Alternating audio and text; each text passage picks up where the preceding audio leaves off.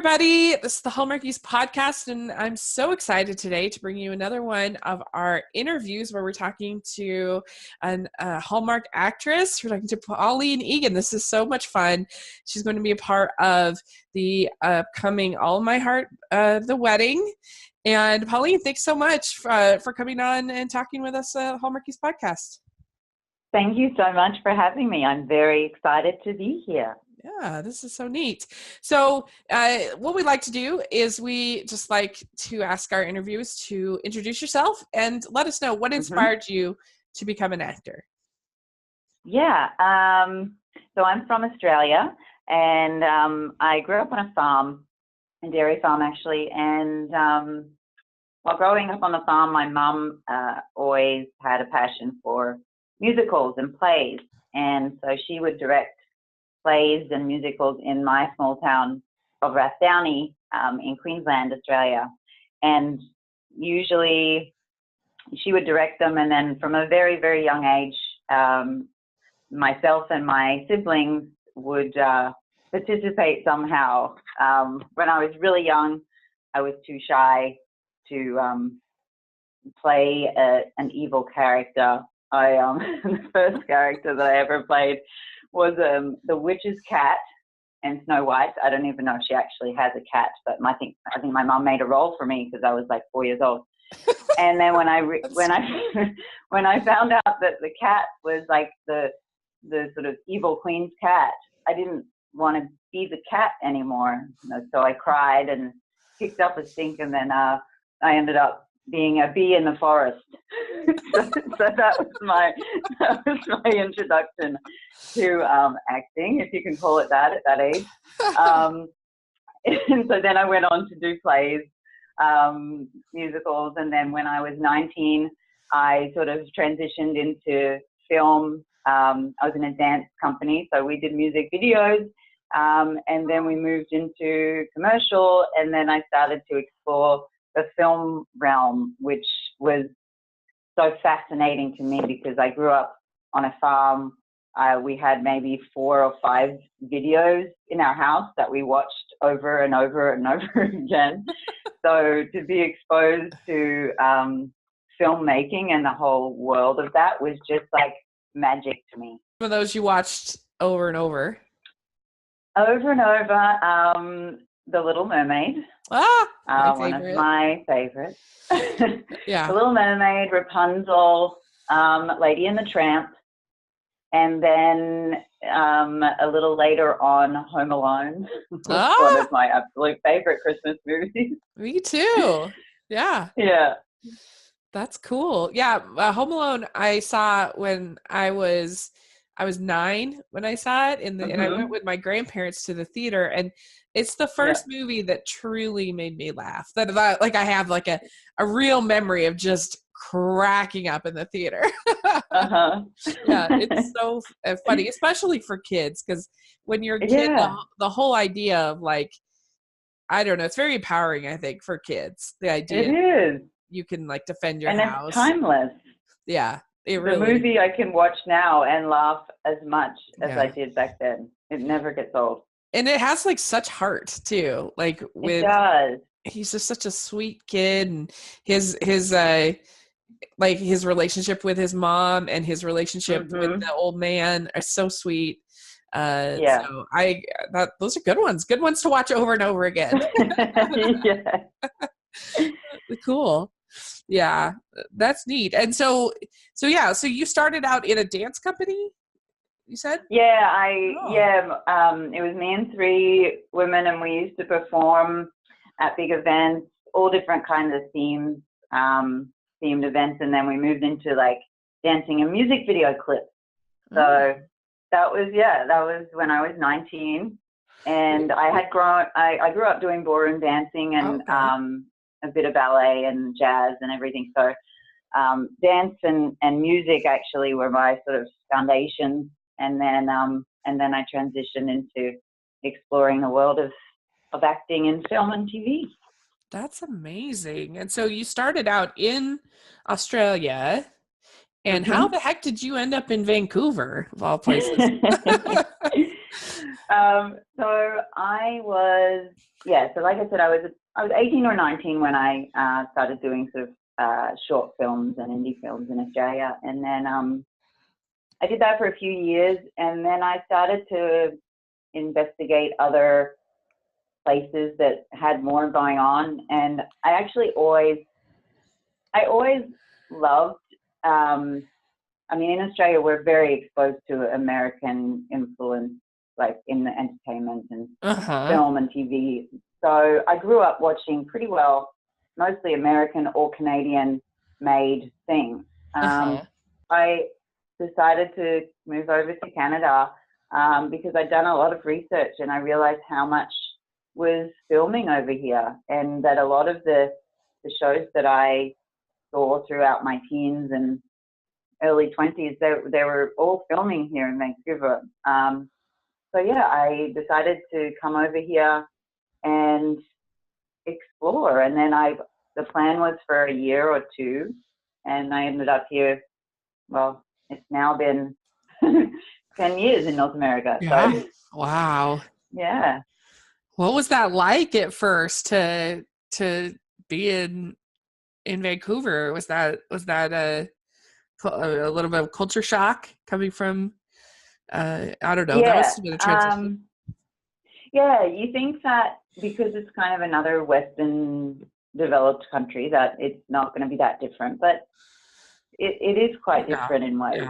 I mean, even down to how to open a bank account or get a SIM card for your phone, like it's all kind of a new process that you have to go through to adapt to a new city. And the other thing is starting from scratch, building a foundation of people around you, a community, when you don't have your family, is also, it's really, it's kind of a really big personal challenge. It makes you learn a lot about yourself.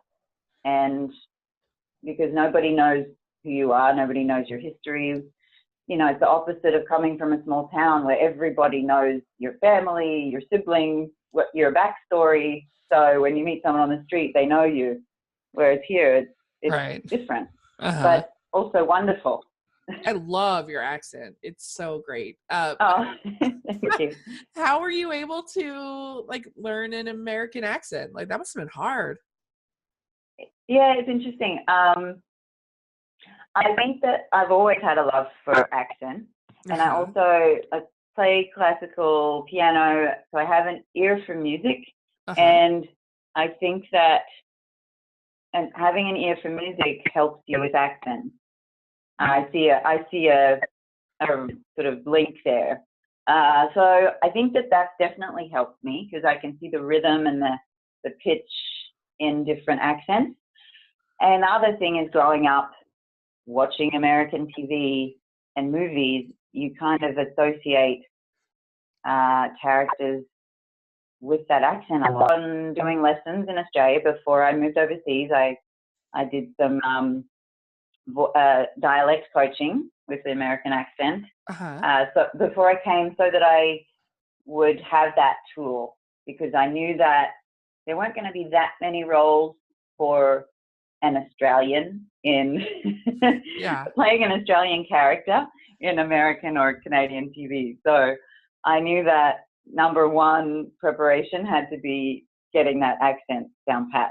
So yeah, it's been fun. It's not the same for everybody. Some people need to always talk in their American accent to not get confused. So I think it's different for everybody. Well, you always have those method people who have to be in character all the time. So that's really cool. Whatever works. Yeah, whatever works. That's really impressive. You did a bunch of sci-fi work. It seemed like at the beginning. Is that fun for you? Do you like doing those sci-fi roles? I fell in love with sci-fi from actually being a part of it. So the first show that I ever did was Sanctuary, where I got to play a British character. She was a doctor and a werewolf, and she was a really fun character to play. And the fans that that came out different events or through social media or through fan mail, I was just blown away by the incredible human beings that are the followers of sci-fi that actually make it. Yeah. Because without them, there'd be no one to share that world with. So I was really blown away by the fan following of sci-fi, and also I was impressed by the impact that you can have on a person by playing a character, like that it really actually means something to their personal story. And I find that sci-fi fans often, they may have certain social dynamics that are challenging for them, and so they seek these worlds to escape to, these sort of surreal, fantastical worlds to escape to, because the real world can be scary. And so I think that I really love the way that those personalities of those people can really feel safe to shine at these sci-fi, Comic-Con and Stargate conventions and everything. I just think it's amazing. I got to do a convention in France where I got to see firsthand the people that are behind these sort of fan movements, and I was just really, really touched. Yeah, that's so cool. I just barely finished up our local Comic-Con here in it's called Fan X here in Utah. I just finished attending it last week. That's why I'm sick, post Comic-Con sick. But yeah, it's really neat because I think those kind of shows, when they're done well, they kind of they a lot of times it's the smartest people who are the heroes of those shows. It's the people that are maybe a little socially awkward that are sort of the heroes of those shows. And so I think that's why they connect with them so much, is because they feel, they feel like someone's telling their story, like you said. Did you, I guess you only had you didn't have that much selection, but did you watch Christmas movies or as a kid growing up, or were that part of your holidays? A little bit. Aside from Home Alone, I guess. Honestly, Home Alone was the Christmas movie. Yeah. The Griswolds. Oh, yeah, Christmas Vacation. Yes. Yeah, that's an funny. awesome movie. Say, like, there's a movie called The Holiday. Yeah. Are you familiar with that one? Yes. Yeah. Yeah. Kate Winslet. Kate Winslet, Jack Black. There's something really special about that movie. That for some reason resonated with me. I don't know if it's because the two worlds are completely different. The woman that lives sort of in remote countryside England, and then the city girl from LA, and the crossing of their paths and finding love for those opposite places. I guess there's kind of certain things that I can relate to, being from a small town and now living between LA and Vancouver. So I found that movie really sweet, and also because Jack Black composes piano music, and I can relate to that, and I love that. So it's a really cute movie. I mean, Jude Law is so handsome in that movie. He's so sweet in that movie. And Kate Winslet really does elevate it too. I mean, it's kind of an interesting choice for an actress of her caliber to be in a movie like that, but she elevates it. I think her relationship more even than the Jack Black one, which is cute, but I really like her friendship with the old director guy. Yes. That was really cute. I think that was the best part of the whole movie. Now that I have been exposed to the Hallmark world, there's just a sea of beautiful Christmas movies that I'm exposed to that I'm just so thrilled to get to be part of now. It's really fun. Like, it's a little overwhelming as podcasters. We're getting ready for Countdown to Christmas. It's going to be super fun.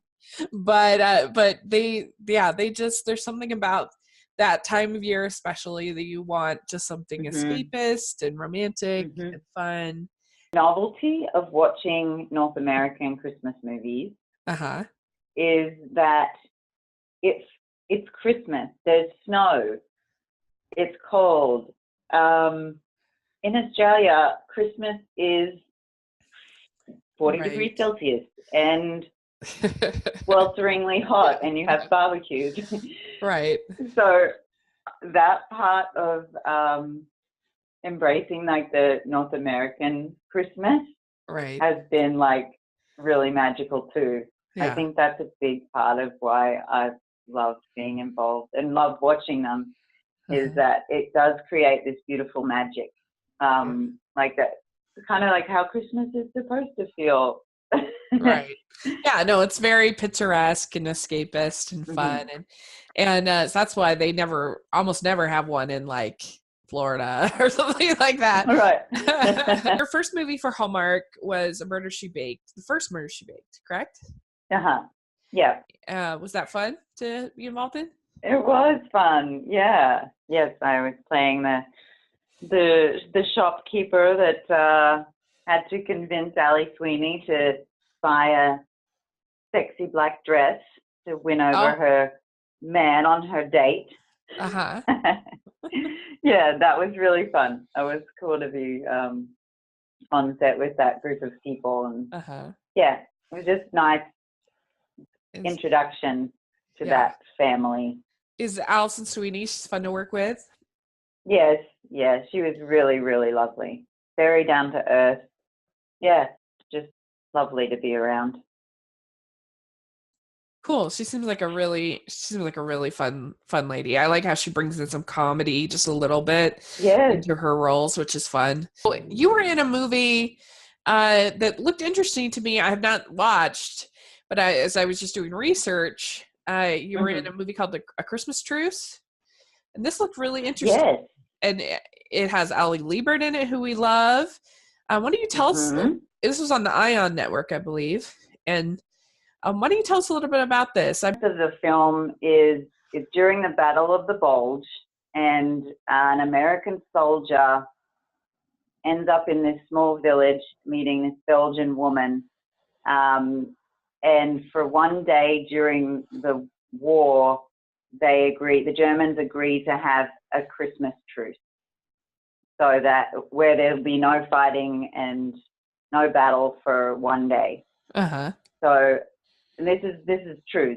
This happened, and so the American soldier and this Belgian woman fall in love, and then they lose each other, and she thinks he's died, and then they eventually find each other again. I got to play Pauline, which was fun. I got to have my own name. A bit of a prude and a bit of a gossip, and she doesn't like to rock the boat.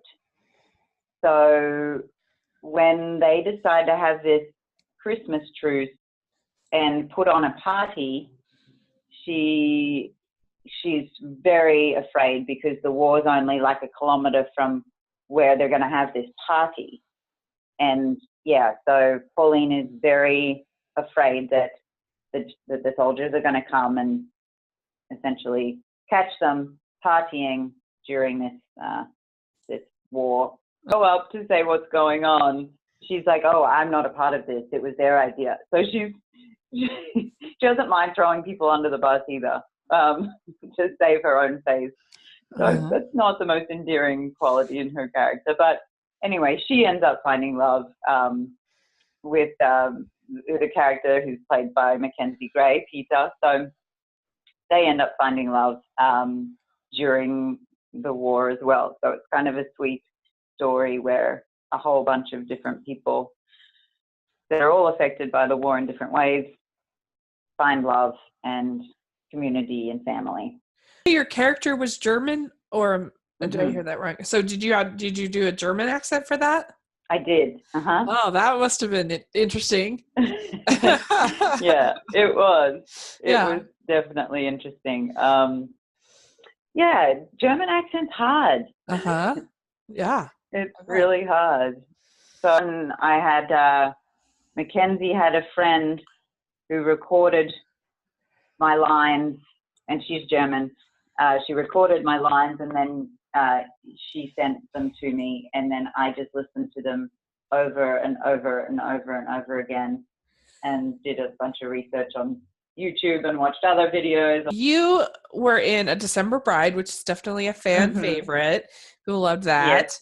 But you had the unenviable task of playing the cousin who steals Jessica Loudis's fiance. Yes. So what was that like? Sorry about that. Sorry about that, Sam. That's okay. She ended up getting Daniel Lissing, so it's all good. Right. I mean, I did it. See, I took one for the team. I had that all in my plan. It was fun to play her, make of the family, and then finding love in a less than ideal situation, right, and feeling the guilt of that, feeling the guilt of being happy when at the cost of my cousin's dismay was, that was hard. That was hard to play, and it was hard for the character. It wasn't for every story to have that antagonist, because that drives the journey of the main character. And by me coming in and kind of upheaving her whole world, it actually put a magnifying glass on her relationship with her then fiance. Yeah. And I think that it was realized that she wasn't going to be happy with him. He wasn't actually the right man for her. Right. But she would have married him. So it was an unfortunate thing that was kind of necessary. I think your character kind of thought that she was sort of over it sort of at the beginning of the movie. You're just like, oh my gosh, you're engaged? This is so exciting. And was kind of thought that she was kind of over it. Yeah. You got to do a wedding, which is unusual for like a side character. You got to, that must have been kind of fun to have a wedding dress. That was so fun. All of that. That was so fun. The dress was so beautiful. And they had one dress for me to try on at the wardrobe fitting. They loved it, and they were just crossing everything that it would fit because they were like, this dress is perfect. And then I put it on and it fit. So we were all just so happy. Yeah. Yeah. No, that was really fun. It was fun doing the little wedding dance and getting dressed up on the wedding day. It was really fun. Yeah. And in true Australian nature, I did have flip-flops.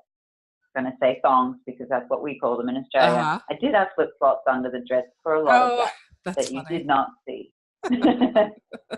That's funny. Yeah, we talked to Andrea Brooks a while back, and she said that she just loves filming fake weddings. That it's just like, yes, it's really fun. Well, speaking of weddings, we have the All of My Heart, the third movie in the series, and so this is your first time in the series. And can you tell us a little bit about your role without giving anything away, spoiler-wise? Yes, I play the third lead, and once again, you could call me the antagonist, the villain in the story. So obviously this one is called All of My Heart, the wedding. So you could probably imagine that there is a wedding happening. So Lacey and Brennan are happy. They have their inn, Emily's Country Inn. Everything's wonderful. Their whole magical world is coming together, and they're going to get married. And then I show up. Meg Riley. So Meg is a distant relative. She was unaware that she had a cousin.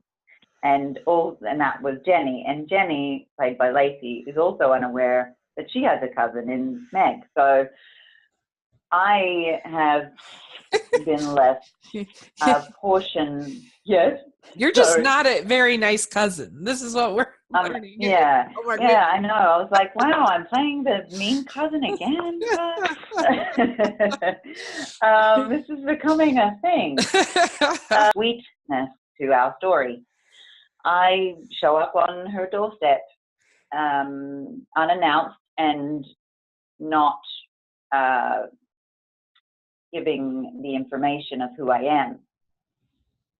And so I come to have a look at the property, and I'm essentially let them know that I am entitled to a share of the estate. Then Jenny and Brian, their whole world is turned upside down from this outsider coming in. And so the movie is about family, family you choose and don't choose.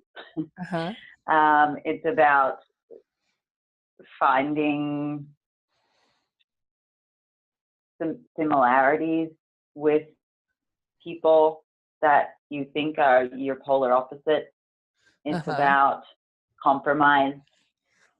It's about change. Of all, it's about love. Yeah. It's about family love. It's about the friends that make your family, your community. And it's about that if you have a love and if you're meant to be, it will all work out. Yeah. And hopefully better than it may have before. I'm working with Brennan and Lacey. They're like Hallmark royalty. Yes, it was such a joy. They're both such beautiful people. We had a lot of appreciation for the fact that they're just there to give it their all, and they believe in what they're creating. They believe in the story, and they really connect with their characters, and so it was just a really beautiful experience with them. Look forward to seeing what happens with Brian and Jenny, and get to see you in that role. And so we like to end our interviews what we call the Teen Beat questions, and these are kind of silly, fun questions. So if you'll indulge us a little bit. So here we go. So the first question is, what is the best ice cream flavor? I'm going to say mint choc chip. If you can also have choc chip cookie dough mint, that would be my absolute favorite. Okay, favorite color? Favorite color? Well, I would normally say red. However, recently it's changed, and I'm going for more peach. Oh, nice. A peach color, that lovely kind of mix between orange and pink. Yeah. Very good. Okay, so what music are you into right now? I love Latin music. Oh. So pretty well any Latin music. Favorite music is the piano music by Ludovico Einaudi. I don't think I pronounced his name right, but he is a world-renowned, beautiful pianist, and he inspires a lot of the music that I write myself. So he is the other music that I love to listen to.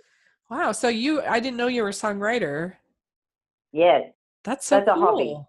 A hobby. Wow. So you're you're a songwriter, a dancer, actor. I mean, that's impressive.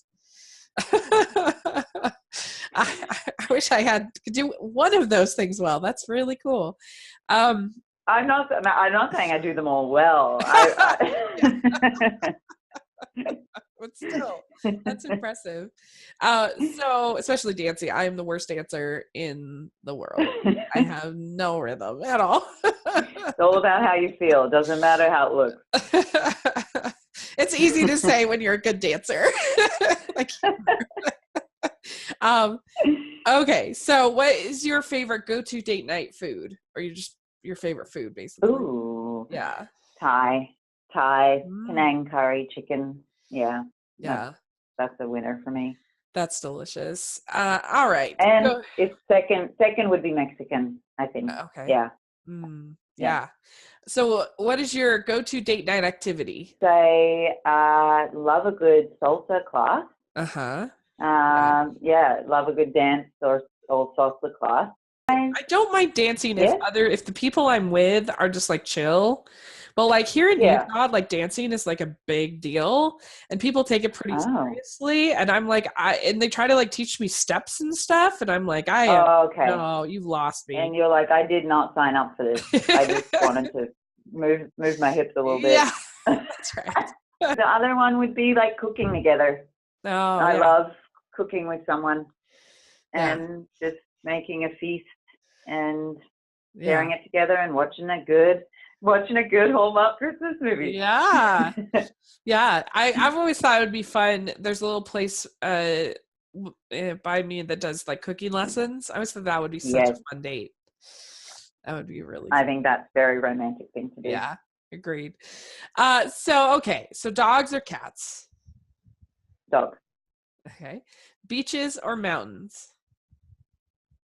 Beaches. That's same with me. I love the beach. Mm-hmm. But I mean, in Vancouver, you have both. I know. So that's so also jealous. Nice. Okay, fancy dress or sweats? Oh, fancy dress. Oh, not that many people pick fancy dress. Really? Yeah. Oh, fancy dress. Okay, so favorite holiday meeting to celebrate? Say Thanksgiving. It's not a thing. It's not a thing in Australia. So I've only been exposed to this beautiful day since I've lived in North America, and I feel like it's a really beautiful day that brings people together like Christmas does, but without the added pressure of the gift giving. Yeah. That often kind of takes away, in my opinion, from it adds stress. Yeah. Whereas Thanksgiving is honestly just a day to be together, give thanks, and make some delicious food and be grateful. It's a great pick. That's a lovely day. And I think that Christmas is really great with kids. I think you can't hardly beat it. Maybe Halloween comes close because it's such fun for kids. Sure. But Christmas is just such a magical season for children. But I do kind of think that like for adults, there's really something to what you're saying about Thanksgiving because it is stressful for the moms to cook all that food. Of course. But it's just kind of a little bit more of like a relaxing day. A lot of times my family, the food bank here has a turkey run in the morning. Yes. You can go do that, get some energy out. It's I don't know. It is a really fun, if you can say a holiday is underrated, I think it's probably Thanksgiving. I think it's kind of lost in the chaos of Christmas sometimes, but yeah. So I know you don't have the Hallmark Channel up in Canada, but our last question, you can pick one of your own if you want, but our last question is, what's your favorite Hallmark movie? Actually, the first All of My Heart is a really sweet movie. Yeah. So I could say that that's up there, actually. That's like really yeah. And I mean, hopefully this third one becomes my new favorite. Yeah. But otherwise, I actually really love the country girl meets the prince, that kind of fairy tale stuff. So yeah, I mean, there's royal Christmas, and there's a bunch of those, that I kind of like too. Yeah. Cool. Yeah. This year there were, I think, like 6 because of the royal wedding. There were so many. Exactly. But they're That's really why fun. I'm like, I can't think of which one was my was my favorite. I love a good Cinderella story. Kind of, hopeful and fun about it. So good choices. Well, you passed the test of the questions, and thank you so much. It was so much fun getting to talk with you and getting to hear more about your really amazing life. Like, so interesting to come from Australia, be in Canada, to do these projects. And so we're definitely looking forward to seeing what you do in the future in this upcoming movie. And do you have social media that you want to plug at all or anything like that? Yes, I would love to. Yeah. I'm on Twitter, just at Pauline Egan. I'm on Instagram at Miss Pauline Egan. And yeah, Facebook, just Pauline Egan. Great. You know, I would love, I don't know, I mean, I feel like Hallmark viewers and fans are generally really good people. Yeah. And so I would like to share, in case they would like to follow the other love of mine, which is I run an organization. We do clean water projects in Africa. So if anyone cares to watch some of our videos on the work that we're doing down there, please do. Our organization is called Water Underground. And yeah, we do clean water projects in Mozambique, all about empowering women and helping school children get access to sanitation and all of that good stuff. So that's great. Yeah. We'll have everything for that in the description section. Definitely check that out for sure. And make sure you guys are following the podcast, Hallmarkies Pod, on Instagram and Twitter and all over social media. You can find me at Rachel's Reviews on iTunes and on YouTube. So I really appreciate you check that out. And if you can leave your reviews of the podcast on iTunes, that's very helpful to us. So please put those in. We really appreciate it. And if you're watching this on YouTube, give us a thumbs up. We really appreciate that as well. So thanks so much, Pauline. This was so much fun. Thank you so much. And thank you everyone for listening. And I hope I've kept you entertained and you didn't fall asleep. I think you have. I think it's been good. So thanks again. And hopefully we'll get to talk to you again soon. I would love that. Okay. Thank you so much. Bye. All right.